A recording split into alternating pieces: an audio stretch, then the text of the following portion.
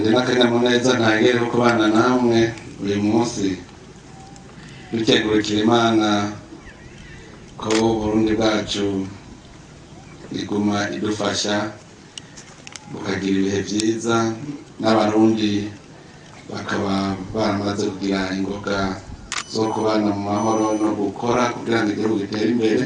Uno munsi naje ngo tube turigishanya ibijyanye n'ubuzima bw'igihugu n'igihe tugiteza imbere. Kizigenza ubwo bw'abagwanya ubukene ni jewe.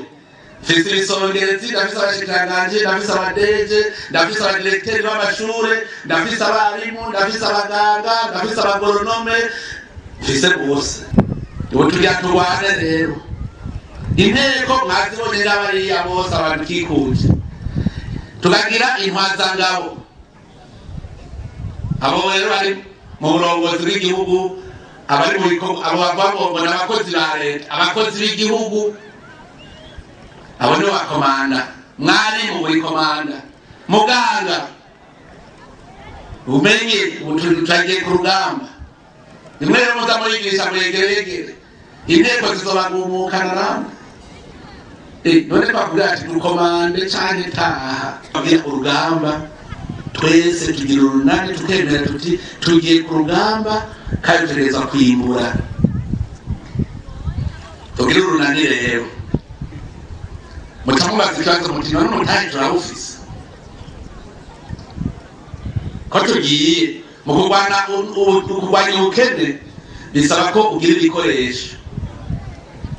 Uburundi nta kintu na kimwe kibaho Imana itaribahaye. Hari ikibazo nguma mbaza abantu iminsi yose mbarira ni igiki ibindi bihugu bitunze Imana yabahaye mwitunga kama Uburundi budafise? Nta muntu n'umwe muri nimbi ni igiki mwovuga ngo Amerika ifise Imana yihaye ntiyagiha Uburundi? Ni igiki Ubushinwa bufise Imana yabahaye ntiyaha Burundi? Ni igiki Ububirigi bufise mwitura kama Imana yabahaye iri mu Burundi? Ni igiki? Ntakibuze. Ubwa mbere Uburundi nibwo bwa mbere bufise ivu ryiza. Uburundi nicyo gihugu cya mbere gifise amazi. Uburundi nicyo gihugu cya mbere kirafise imvura, kirafise n'amazi y'uruka. Uburundi bufise ubutare.